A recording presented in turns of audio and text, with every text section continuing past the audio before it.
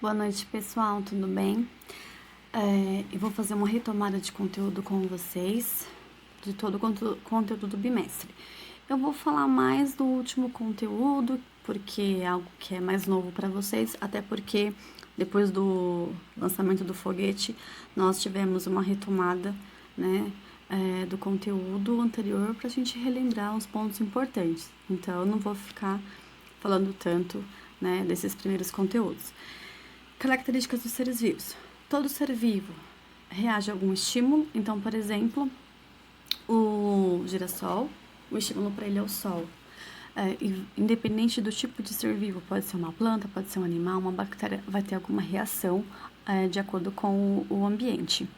Metabolismo, vocês estão vendo aí um esquilinho se alimentando, né? Através de substâncias que ingerimos, várias reações químicas vão ocorrer no nosso organismo, está ligado ao nosso metabolismo. Crescimento, todo indivíduo passa por um crescimento, não importa o seu tamanho, né? Desde um fungo, que pode ser microscópico, até um elefante. Reprodução. E antes de mais nada, não coloquei imagem aqui, mas todo ser vivo tem uma célula, que é uma unidade básica, funcional de qualquer ser vivo. Tem alguns que têm uma célula apenas, como bactérias, alguns fungos, alguns protozoários, algumas algas, e são chamados então de unicelulares. E outros possuem mais de uma célula, então eles são chamados de pluricelulares. Nós, por exemplo, essas aves são todas pluricelulares. Sobre os tipos de reprodução, nós estudamos a assexuada e a sexuada. A assexuada, um único genitor é capaz de gerar um novo indivíduo, idêntico a ele, ao genitor, no caso. E a sexuada, não. Como envolve a presença de dois gametas diferentes, gameta feminino e gameta masculino, então vai gerar um indivíduo que tem uma carga genética, né, do pai e da mãe, né? Portanto, não vai ser idêntico a um dos genitores, ok? Falando da Terra primitiva agora, a Terra primitiva, como nós podemos ver naquele documentário do Netflix, O Universo, vimos que a Terra se formou há 4,5 bilhões de anos atrás, né?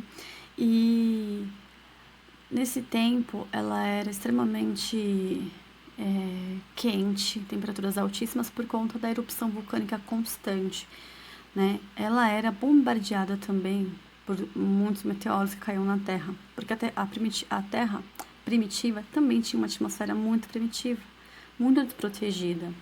Então, por esse motivo, ela era muito bombardeada. E com isso, a água, que alguns cientistas acreditam que vinham dos vulcões, ela nunca conseguia passar para o estado líquido, sempre em forma de vapor. Portanto, não tinha formação de chuvas, né? Porque a temperatura não permitia que a água mudasse de estado físico. Quando ela começa a se resfriar, como vocês estão vendo nessa imagem, é possível formar as primeiras nuvens. Foi muito gradativo isso, foi lentamente, né, para acontecer isso. Então, forma os primeiros, as nuvens vão se formando, aí começa a ter muitas tempestades, e aí, com essa grande quantidade de água que caía na Terra, aí se formam os primeiros oceanos, os oceanos primitivos que nós chamamos. E as erupções vulcânicas, nesse período, elas foram reduzindo cada vez mais. Para outros cientistas, a água não veio junto com as erupções vulcânicas, e sim com os meteoros que atingiram a Terra. Bom, para eu poder falar para vocês agora da vida, né, do primeiro ser vivo, primeiro nós temos que entender o contexto histórico, onde alguns cientistas acreditavam que a vida surgia a partir da matéria inanimada, matéria sem vida, matéria bruta. Chamamos isso de teoria da abiogênese. Aqui temos duas receitinhas, quer dizer, uma receita e uma explicação sobre carneiros que surgiam de árvores. E a do ratinho aqui, que eu até coloquei na avaliação mensal para vocês, era uma receita do Van Helmont. Receita para produzir camundongos. Coloque uma camisa suada sobre uma porção de trigo. Em 21 dias surgirão camundongos. Então, para alguns seres vivos, eles não sabiam como eles, né, eles não conseguiam visualizar o surgimento deles, né, como que acontecia. Então, para eles, alguns seres vivos surgiam da matéria morta, matéria inanimada, tá?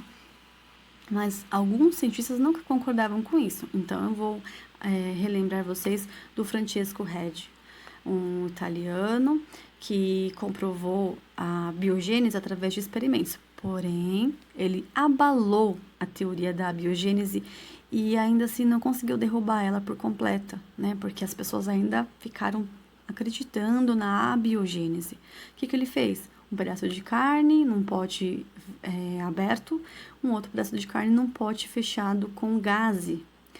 E ele observou que dessa carne não surgiam larvas apenas do nada, e sim que as moscas se reproduziram e botaram seus ovos na carne do pote aberto.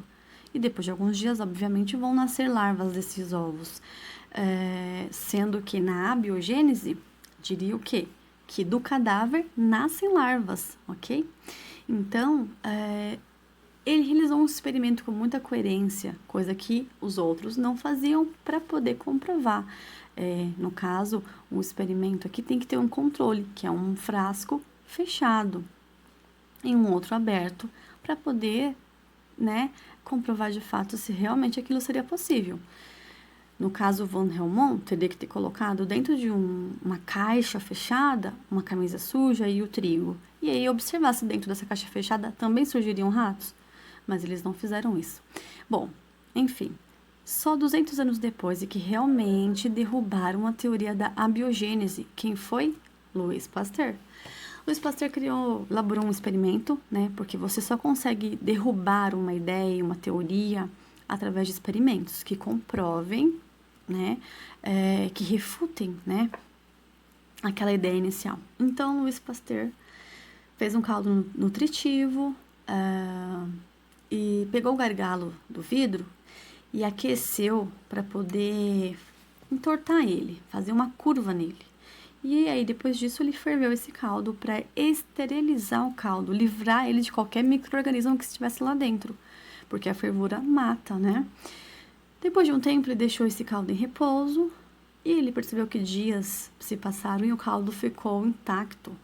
Mas ao quebrar o gargalo do caldo, né, do vidro, ele percebe que depois de alguns dias o caldo muda de cor, fica com um cheiro esquisito, e aí ele conclui que no ar existem micro-organismos que não conseguiam entrar porque quando esse gargalo foi curvado, depositou-se lá na curvinha umas gotículas de água. Então a água não permitia que o ar entrasse, levando os micro-organismos. E quando se quebra o gargalo, eles invadem o caldo, se alimentam desse caldo, porque ali tem material nutritivo, né? E ali eles se reproduzem e se proliferam. Então, através desse experimento, ele derruba a teoria da abiogênese e aí passa a valer a teoria da biogênese. O que ela disse? Todo ser vivo surge a partir de um outro ser vivo. Por quê? É necessário que a reprodução aconteça para que um novo indivíduo venha a surgir, né? Bom,